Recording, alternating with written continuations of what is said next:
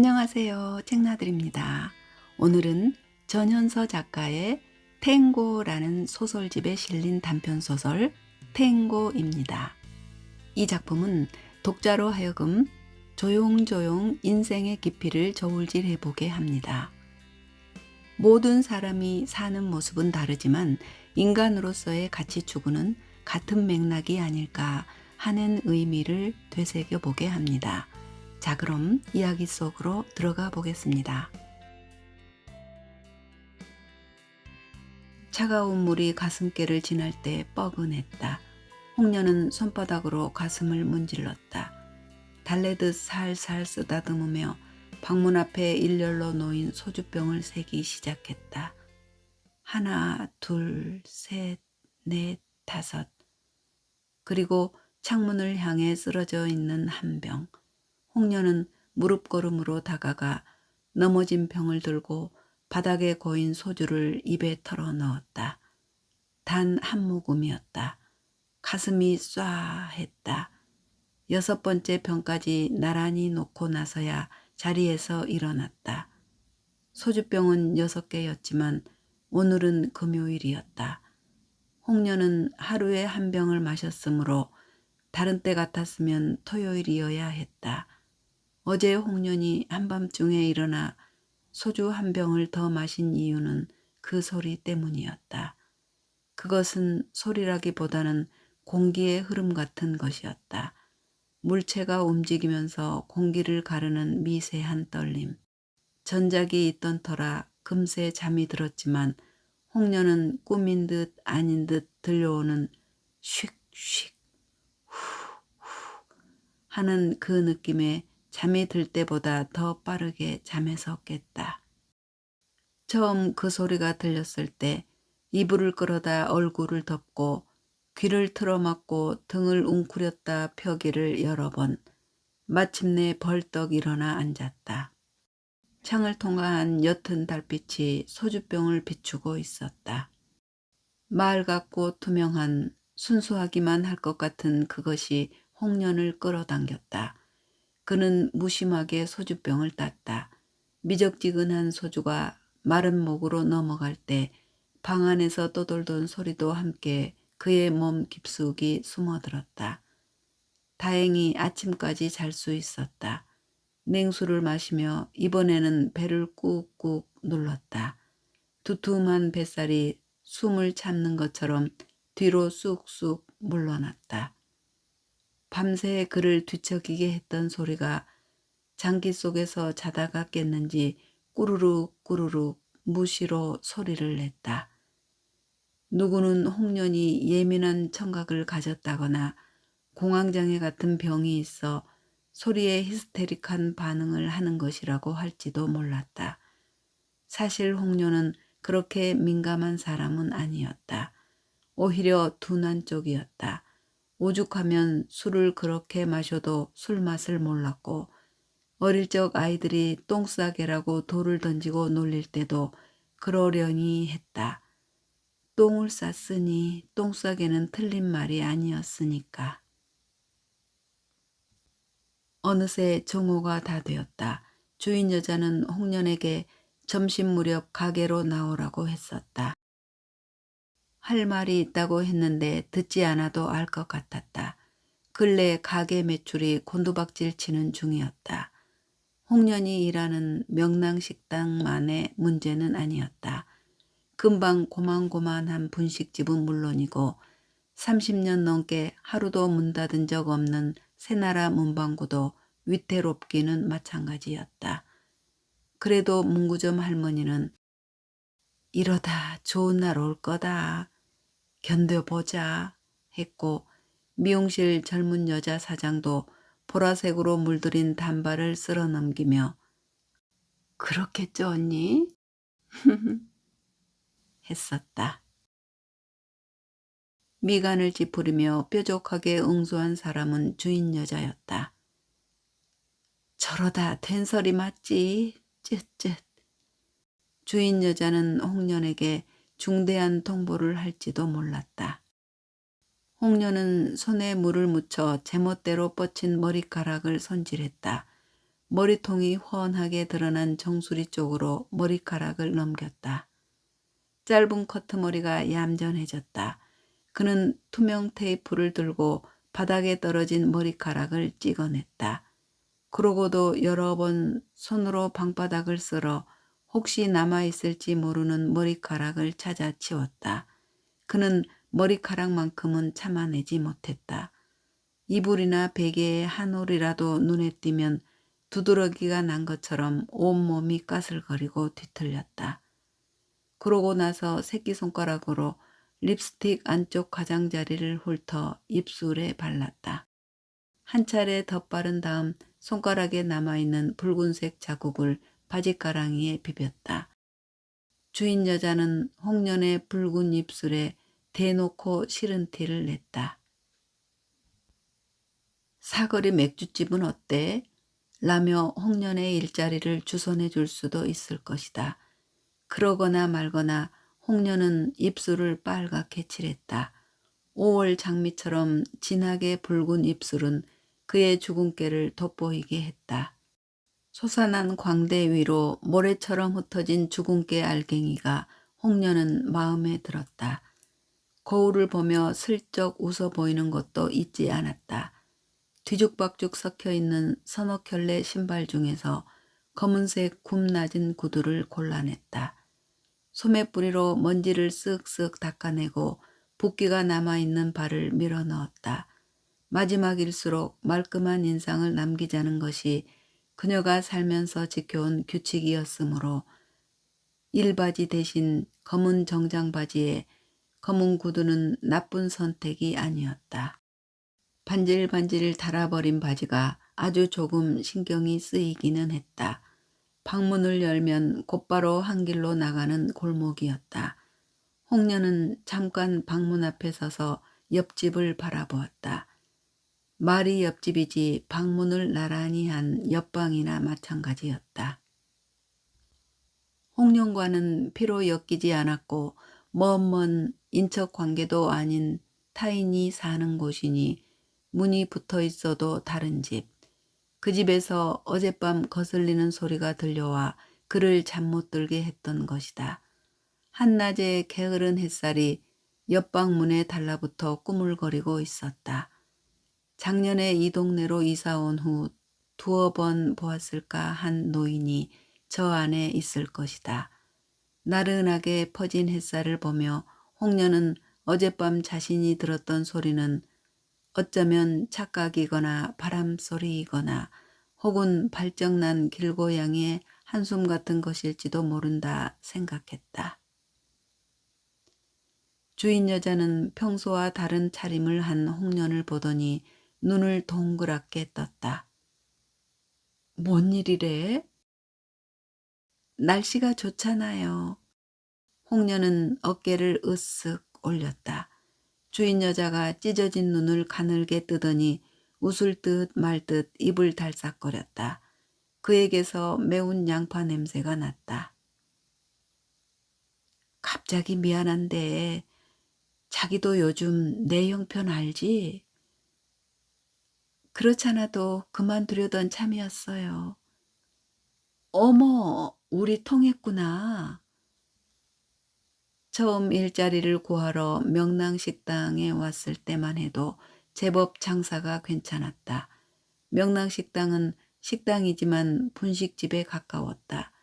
밥 손님보다 꼬마 손님들이 더 많이 들락거렸고 메뉴도 아이들 입에 맞는 것들로 꾸려졌다. 초등학교와 중학교가 100여 미터 거리에 있는 데다 맞벌이가 많은 주택 밀집 지역이라 늦은 시간까지 뛰어다니는 아이들로 골목은 늘 왁자했다.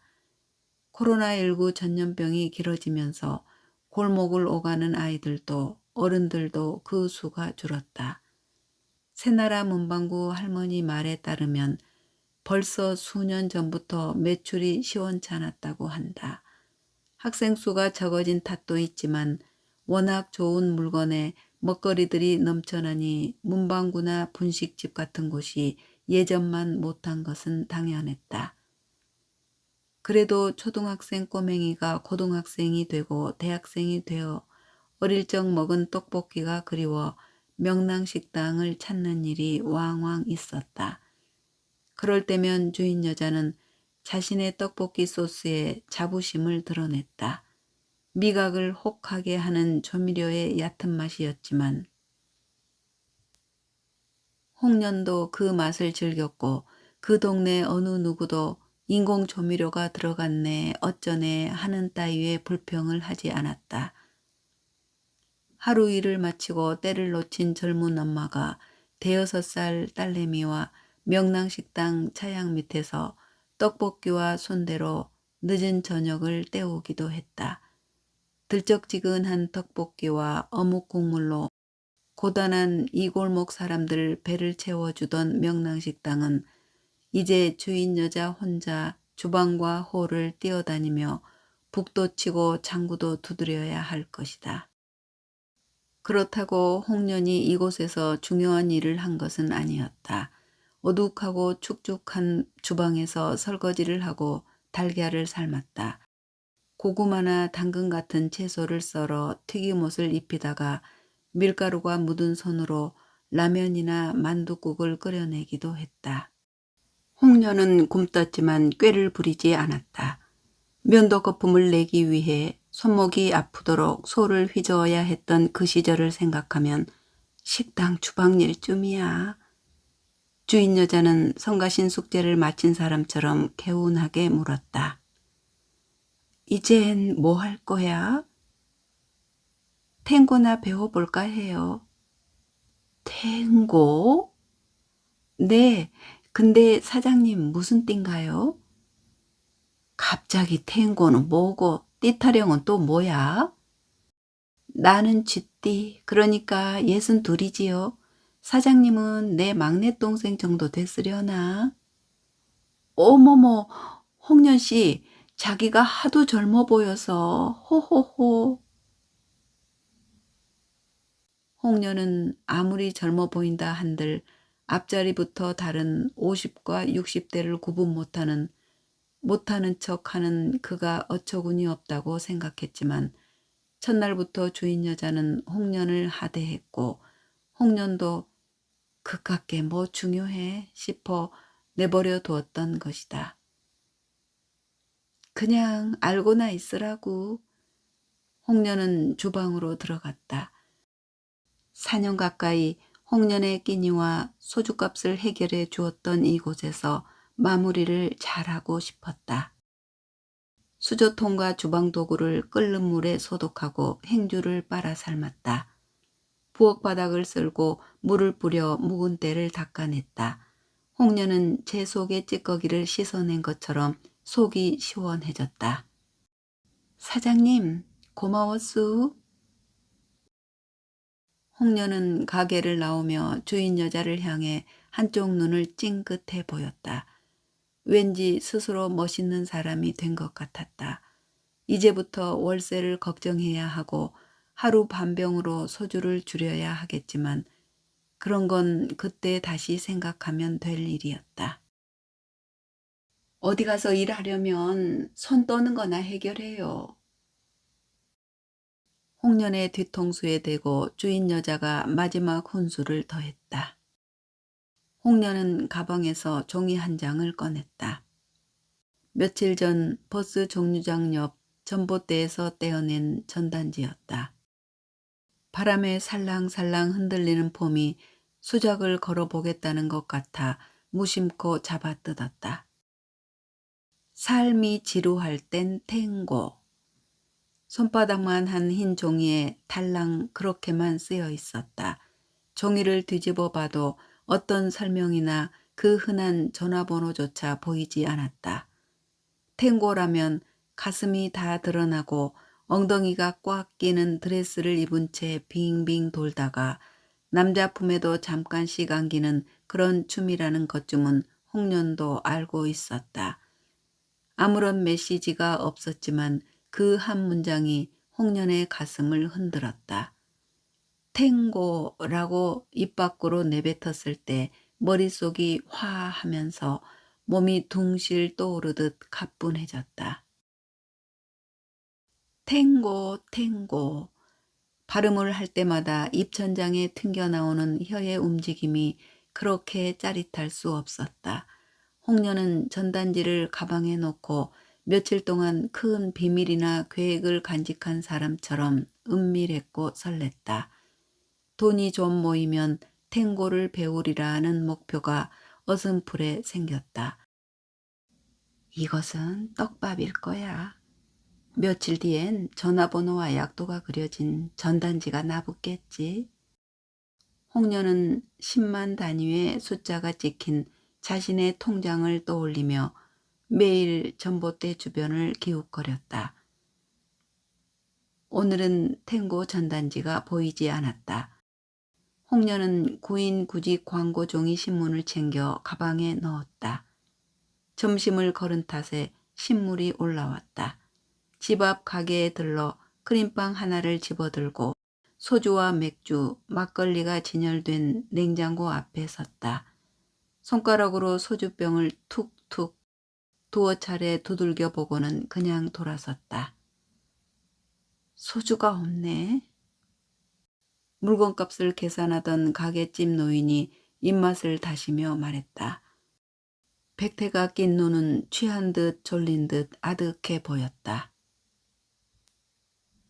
홍련이 소주를 빠뜨린 것이 서운한 눈치였다. 아직 좀 남았네요. 홍련은 냉큼 돌아서서 가게를 나왔다. 크림빵을 반쯤 먹었을 때 휴대전화가 요란하게 울렸다. 70세의 저 세상에서 날 데리러 오거든. 할 일이 아직 남아 못 간다고 전해라. 영춘이었다. 그가 오랜만에 전화할 때는 많이 취했거나 많이 울거나 아니면 많이 흥분해 있을 때였다. 오늘만큼은 그의 녹두리를 듣고 있을 기분이 아니었다. 홍련은 입술에 묻어있는 크림을 혀로 핥았다. 부드럽고 달콤해서 진저리가 났다. 그는 전화기를 가방 속으로 집어넣었다. 못 간다고 전해라. 전화벨은 가방 안에서 몇 차례 더 울리다 끊어졌다. 그 순간 홍련의 머릿속으로 어젯밤 의문의 소리가 떠올랐다. 그는 나머지 빵을 입에 구겨놓고 쟁걸음으로 집으로 향했다. 홍련의 집은 쪽방촌에서도 골목 끝이었다. 지난 봄 환경정비 사업을 한다고 대학생과 자원봉사자들이 대거 몰려와 벽을 칠하고 그림을 그렸다. 빗물이 찌들어 얼룩지고 갈라졌던 벽은 한순간에 하늘이 되었다. 파랗게 변한 벽에 구름이 너울너울 떠다녔다. 그 아래로 풍선을 든 아이들이 뛰어가는 그림이었다. 골목을 걸을 때면 홍련도 덩달아 둥실 걸음이 가벼웠다. 이대로 쪽방촌에서 살아도 좋겠다고 그때 처음으로 생각했다. 그는 방 앞에서 머뭇거렸다. 옆방문에 귀를 가져다 댔다. 적막했다. 옆방이 궁금한 이유가 어젯밤 소리 때문만은 아니었다. 지난번 골목에서 마주쳤던 복지사 말에 따르면 옆방 노인의 상태가 좋지 않다고 했다. 홍련이 남의 일에 관심을 두거나 걱정하는 스타일은 아니었기에 대수롭지 않게 넘어갔는데 어제 오늘 은근히 신경이 쓰였다. 문을 두드려 보려다 그만두었다. 다시 전화벨이 울렸다. 홍련은 영춘의 전화를 받았다. 왜 또? 영춘이 인사를 하기도 전에 홍련이 먼저 받아쳤다. 언니는 왜 나를 미워해? 쉰소리 그만하고 술 좀 작작 마셔. 외로워. 난 괴로워 이년아. 언니가 외로움을 알 리가 없지. 독해. 영춘이 풀죽은 목소리로 웅얼거렸다. 외롭지 않은 인생 없다. 그때가 좋았어. 언니는 하얀 가운이 잘 어울렸는데 그래도 인기는 내가 더 많았지만, 호호. 전화 끊어라. 구제불능 영춘이 두 번 다시 떠올리고 싶지 않다고 그렇게 언지를 줘도 못 알아먹는 멍청이 같으니라고. 홍련은 짜증이 났다. 알았어, 알았다고. 보고 싶어 전화했다. 나는 꺼질 테니 잘 살아라 언니야. 전화를 끊고 나니 좀 다정하게 대할 걸 싶었다. 영춘을 생각하면 마음이 아팠다. 동시에 머리카락이 등에 붓기라도 한 것처럼 몸이 따끔거렸다. 홍련은 비어있는 소주병을 뚫어져라 바라보았다. 한 잔만 마시면 떨리는 손이 가라앉으련만 괜히 부하가 났다. 영춘의 전화를 받지 말았어야 했다. 영춘이가 처음 이발소에 오던 날은 초겨울 비가 추적추적 내렸다. 대낮인데도 가게 안은 어두웠고 사장은 이발 의자에 앉아 졸고 있었다. 출입문 위에 달린 방울이 딸랑 기척을 했다. 물뿌리개를 닦던 홍련이 고개를 돌렸다. 작은 키에 비해 길쭉한 다리가 성큼 안으로 들어섰는데 그 순간 환한 빛이 반짝했다. 잘 익은 복숭아처럼 뽀얗게 물이 오른 얼굴에 긴 머리가 썩 어울렸다. 19이라고 했다. 영춘은 아는 것도 많고 또 그만큼 맛깔나게 말을 잘했다. 홍련보다 3살밖에 어리진 않았지만 생김새는 10년 더 젊어 보였고 말본새는 10년 더 어른스러웠다. 손님들은 그런 영춘을 대바라졌다고도 했고 야무지다고도 했다. 홍련은 첫눈에 영춘이 마음에 들었다. 같은 청춘이었지만 자신에게는 처음부터 없었던 것 같은 싱싱함과 당당함이 있다는 것 외에도 그는 홍련을 잘 따랐다. 이 세상에서 용춘이가 경계하는 것은 없는 듯 보였다. 언니, 내가 어디서 봤는데 이발사는 의사랑 똑같은 거래요. 영춘의 말에 따르면 유럽 중세 시대에는 이발사가 외과 의사를 겸했다고 했다. 홍련은 중세가 언제인지 유럽이라는 곳이 어디쯤인지 감도 잡을 수 없는 시간과 공간이었지만 영춘은 마치 그곳에 다녀오기라도 한 것처럼 자신에 차서 이야기했다. 영춘이 이야기를 시작하면 홍련은 손에 바리깡을 쥔 채 의자를 당겨 그의 옆으로 다가앉았다. 푹 빠져서 듣다 보면 이발소에서 일한다는 것이 그렇게 나쁜 것만은 아니라는 생각이 들기도 했다. 바깥에 돌아가는 삼색등 있잖아. 그중에 빨간색은 동맥, 파란색은 정맥, 그리고 흰색은 붕대를 상징하는 거예요. 그래서 이발사들은 의사처럼 흰색 가운을 입는 거지요. 영춘은 자신의 가운을 펄럭거렸다. 하지만 그의 말처럼 가운은 하얗지 않았다. 누렇게 바랬고 군데군데 얼룩져 있었다. 그래도 영춘은 숟가위를 째깍거리며 의사라도 된 듯 어깨를 으쓱거렸다. 손님들의 수염을 깎을 때면 홍련과 영춘은 서로 눈짓을 주고받으며 킥킥 웃었다. 영춘에게 외과 의사의 자부심 같은 게 있었다면 홍련은 외과 의사를 떠올릴수록 서글펐다. 늙은이들이 이발 의자에 앉아 자는 척 눈을 감고 홍련의 엉덩이를 더듬을 때면 온몸에 소름이 돋았다. 면도날로 그 얼굴을 긋는 상상을 했다. 가위를 진 오른손을 진정시키려 왼손으로 꽉 잡아야 할 때도 있었다. 5년의 이발소 생활에 이력이 날 법도 한데 까칠하게 군다고 못마땅하게 여기던 주인은 영춘이 온 이후로는 홍련에게 면도를 시키지 않았다. 홍련으로서는 세면대에서 수건을 빨고 비누를 비벼 면도 거품을 만드는 일이 수월했지만 왠지 골방으로 밀려난 퇴물기생 같아 서러운 생각이 들기도 했다. 부모 형제 하나 없는 홍련과 부모에게 버림받아 어린 나이에 밥벌이 하러 나온 용춘은 서로 의지하며 반짝이는 시간을 싸구려 비누 냄새가 나던 이발소에서 보냈다.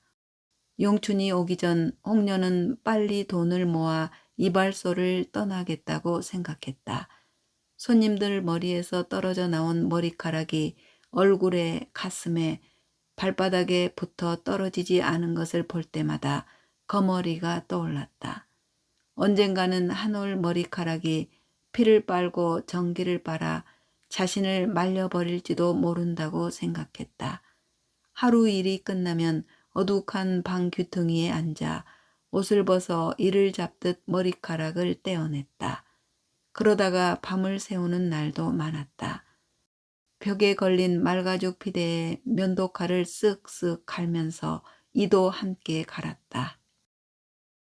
이발소 출입문 위에 걸려있던 액자에는 삶이 그대를 속일지라도 노여워하거나 슬퍼하지 말라고 쓰여 있었다. 속인다니? 삶이 그대를 속인다는 것은 무슨 뜻인지 이해할 수 없었지만 홍련은 시를 외웠다. 왠지 노엽지는 않았는데 슬펐다. 용춘이 오고 난 후부터 홍련은 덜 슬펐지만 짧게 잘려나간 머리카락에 대한 신경질적인 반응은 나아지지 않았다. 그들이 한창 일하던 80년대 중반에 정부에서는 태폐 이발소를 단속하기 시작했다. 동네마다 밤낮으로 돌아가던 삼색등이 없어지고 홍련과 영춘도 일자리를 잃었다. 틈만 나면 도망을 생각했던 홍련도 막상 그렇게 되고 보니 살 길이 막막했다. 배운 게 도둑질이라고 실내 존내 해도 그것밖에 할 줄 아는 게 없었다. 용춘은 홍련과 헤어지려 하지 않았다. 그렇게 몇 년을 두 사람은 한 팀이 되어 밥집으로 술집으로 옮겨 다니며 일했다. 그러다 영춘이 나이 많은 남자를 만나 살림을 차리면서 자연스럽게 홍련은 혼자가 되었다. 홍련도 한때 연애 좀 해봤지만 신통치 않았다. 갑자기 소리가 다시 들리기 시작했다.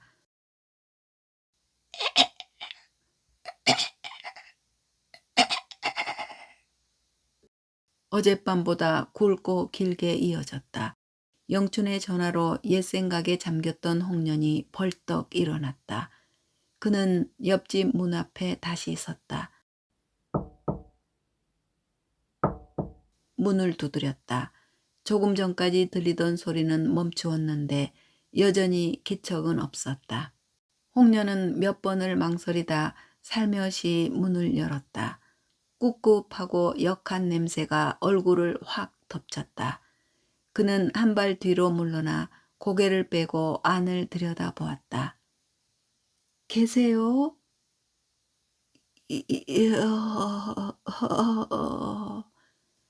홍련은 소리에 끌려 주저주저 안으로 들어갔다.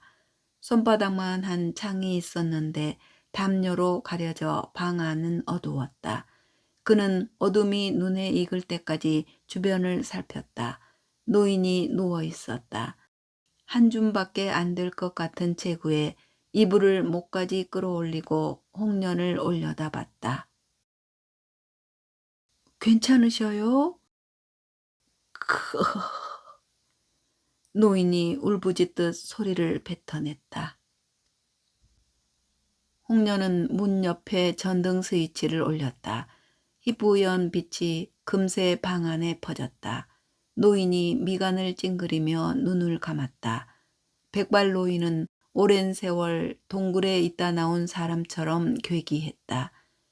예상치 못한 광경에 홍련은 잠시 혼란스러웠다. 내내 신경을 거슬리게 했던 소리가 노인에게서 나온 것이라는 생각을 왜 못했을까? 가끔 복지사가 다녀가고 자원봉사자들이 반찬을 해 나르는 것을 보았는데 노인은 왜 저런 몰골로 누워 있는 건가? 노인의 머리맡에는 죽그릇이 엎어져 있었다. 때국물이 얼룩진 이불과 베개를 보자 홍련은 괜히 들어왔다는 생각이 들었다.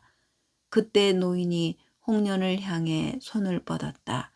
갈퀴처럼 길고 앙상한 손가락이 허공에서 흔들렸다. 홍련은 손을 피해 뒤로 물러났다. 노인은 혼자 힘으로 일어나지 못하는 듯했다. 왜요? 나, 저... 무언가 달라고 하는 것도 같고 홍련에게 화를 내는 것도 같았다. 괜히 엮였다가 낭패를 볼 것 같은 생각이 퍼뜩 들었다. 뒤돌아서 방을 나가려는데 홍련의 눈에 빨대가 꽂힌 물병이 들어왔다. 병은 비어 있었다. 홍련은 주춤거리며 물병을 집어들었다. 노인이 눈을 끔벅거렸다. 다행히 생수 연암은 병이 있었다. 그는 생수통을 열어 물병에 물을 채웠다. 노인에게 다가가 빨대를 입에 물렸다. 노인이 고개를 옆으로 돌렸다. 힘겨워 보였다. 물이 쉽게 빨대를 타고 오르지 못했다. 노인은 깊게 숨을 한 번 내쉬고는 천천히 물을 끌어올려 목으로 넘겼다. 두어 번 목을 죽이자 노인이 혀를 내밀어 물병을 밀어냈다. 어머 세상에, 목이 말랐군요. 노인은 아무런 소리 없이 다시 눈을 감았다. 홍련은 서둘러 노인의 방을 나왔다. 그날 밤 홍련은 쉽게 잠들지 못했다. 낮에 보았던 노인의 얼굴이 계속 떠올랐다. 소주라도 있었으면. 홍련은 가방 안에서 통장을 꺼냈다. 언제 일자리를 얻게 될지 모르니 남아있는 돈으로 버텨야만 했다. 그래도 내일 아침 소주를 한 병 사야겠다고 생각했다.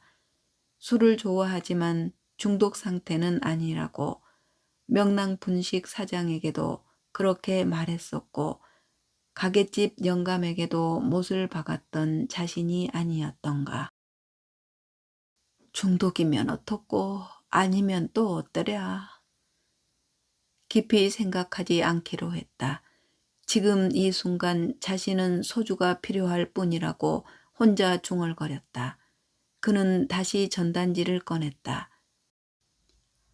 삶이 지루할 땐 탱고, 탱고, 탱고.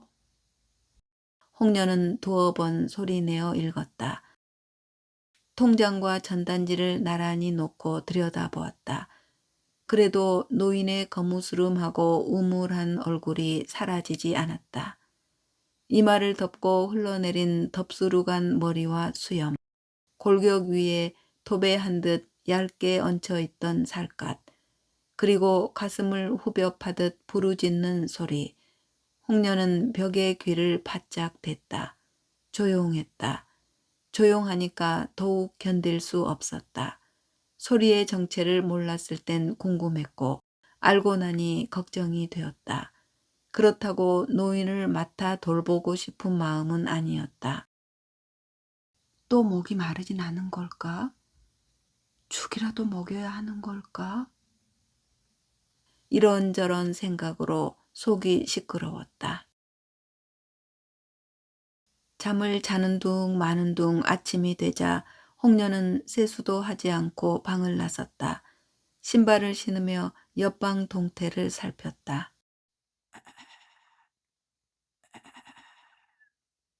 불규칙하고 거친 숨소리가 들렸다. 잘도 자는군. 홍련은 지난밤 쓸데없이 불안했던 게 억울했다. 그래도 마음이 놓였다. 그는 버스 정류장에서 구인 구직 광고 신문지를 챙겼다.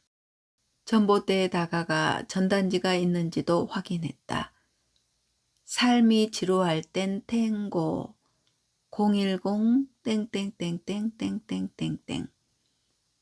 과연 전화번호가 찍혀 있었다. 홍련은 서둘러 전단지를 떼어냈다. 괜스레 가슴이 부풀었다. 집으로 돌아와 전화부터 걸었다.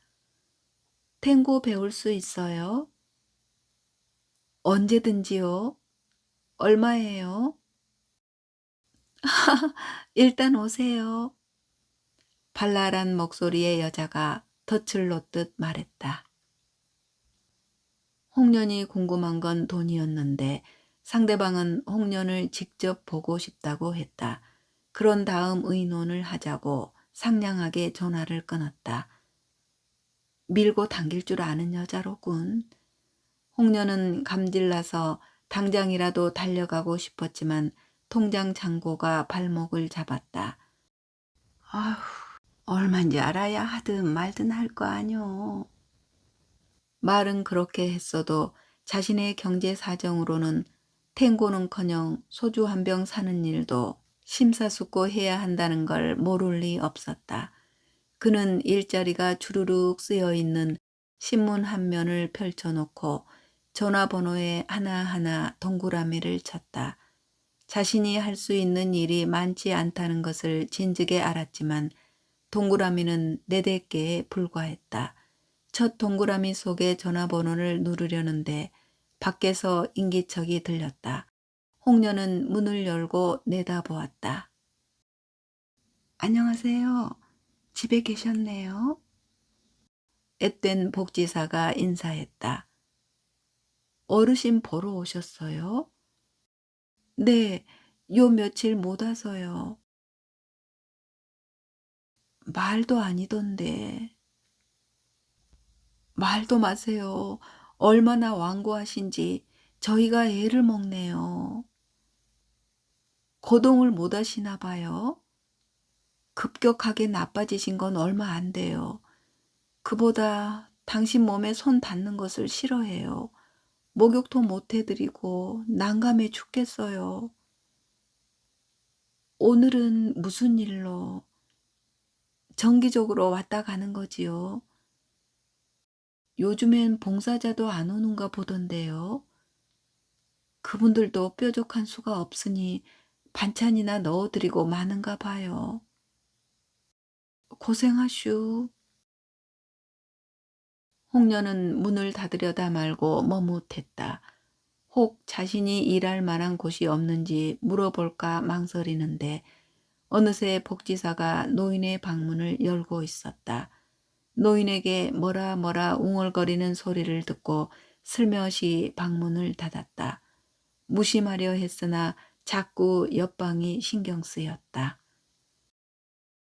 사람을 구한다는 곳이 아무리 많아도 홍련에게는 무용지물이었다. 통장과 전단지와 신문을 번갈아 들여다보는 사이 밤이 되었다. 홍련이 노인을 보고 온 후로는 전과 같은 이상한 소리는 없었다. 가끔 숨을 몰아쉰다거나 코 고는 소리가 가늘게 들릴 뿐이었다. 홍련은 처음 소리를 들었을 때를 떠올렸다. 자신이 마치 그 소리를 기다리기라도 하는 듯 이제나 저제나 벽 너머 옆방에 신경을 곤두세웠다. 노인은 사람 손길을 거부한다고 했다.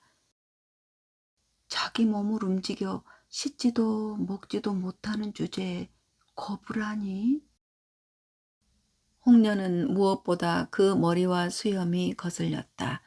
오랫동안 감지 않은 머리에서는 머리카락이 더욱 잘 빠지는 법이다. 희멀건 그것들이 좁은 방바닥에 흩어져 있을 생각만 해도 기분이 상했다. 가위로 싹둑 자르고 바리캉으로 확 밀어버리면 좋겠네. 홍련은 손을 앞으로 쭉 뻗어 허공에 대고 가위질을 했다. 그러다 혼자 픽 웃었다. 가위도 면도날도 안 쥐어본 지 오래였다. 바리캉 사용하는 법을 기억은 할까? 홍련은 틈틈이 옆방으로 들어가 노인에게 물을 주었다. 가끔 봉사자들이 두고 간 죽이나 카스테라 같은 간식을 조금씩 입에 넣어주기도 했다.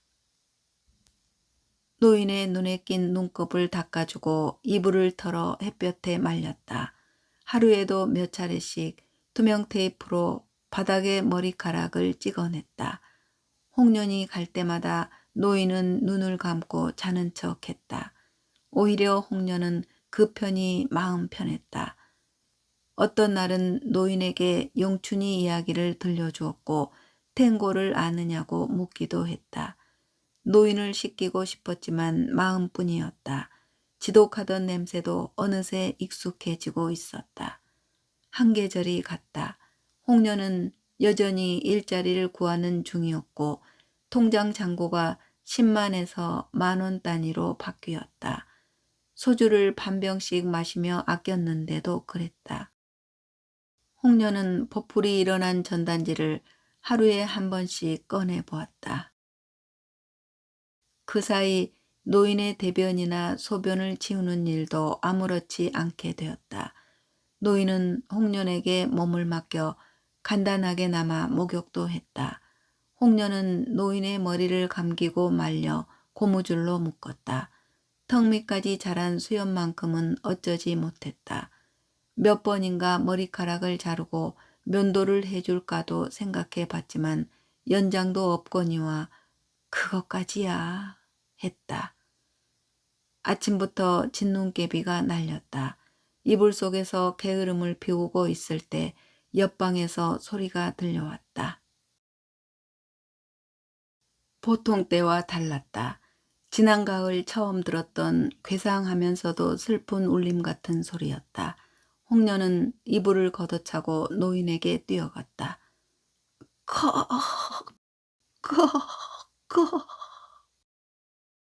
왜 그러세요? 노인의 가슴이 가파르게 오르락 내리락 했다.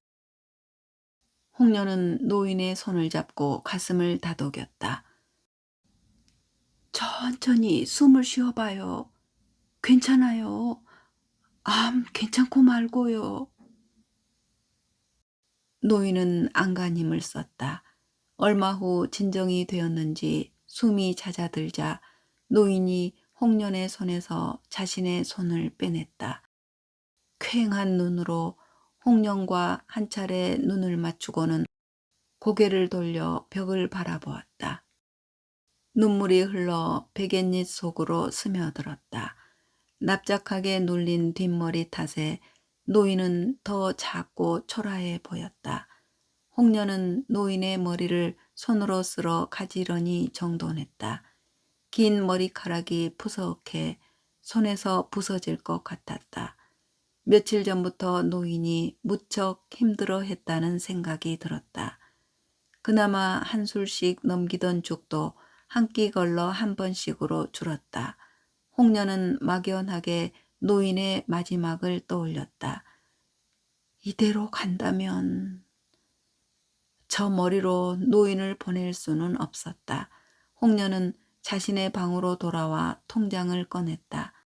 한 달치 소주값이 될까 싶은 액수가 남아 있었다. 탱고 전단지가 통장에 끼어 따라 올라왔다. 너덜너덜해진 전단지 속 전화번호가 흐릿하게 지워져 가고 있었다. 탱고, 탱고.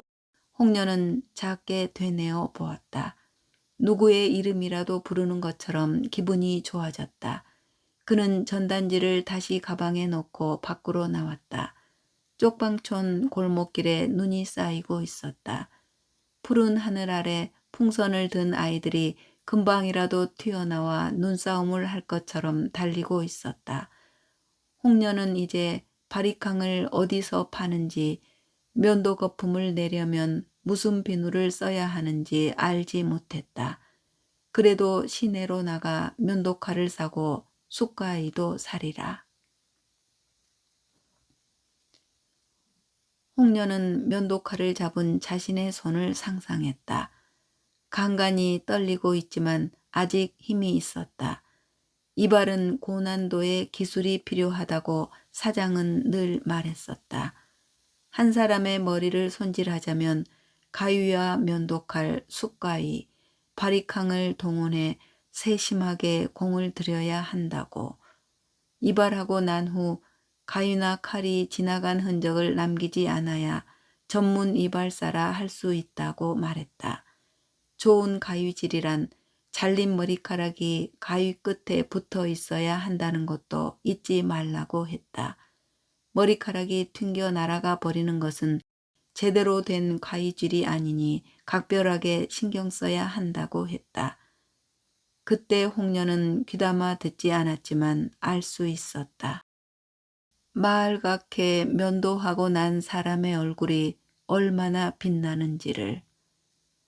얼굴 구석구석 묻어있는 삶의 신선함을 벗기고 나면 잠시나마 깨끗한 영혼이 되는 것 같았던 그 벅찬 설렘을. 어둡고 슬픈 이발소 생활을 떠올릴 때마다 비참했고 도망가고 싶었지만 이발 기술을 부릴 수 있다는 것은 의사만큼이나 멋진 일이라고 했던 영춘의 말을 믿고 싶던 젊은 날을 기억해냈다. 손에 착 감기는 가위를 사고 날이 잘 선 면도칼을 구해 노인의 백발과 수염을 정리하는 자기 모습을 그려보기도 했다. 이마, 콧등, 귓볼, 얼굴 모든 부위의 솜털을 제거하고 나면 노인은 한결 말끔해질 것이다. 코털과 귀털까지도 찬찬히 밀어야겠다. 그러고 나서 뜨거운 스팀 타월로 얼굴을 진정시키고 차가운 면도 크림을 얹어 현란하고도 부드러운 손놀림으로 마사지를 하리라.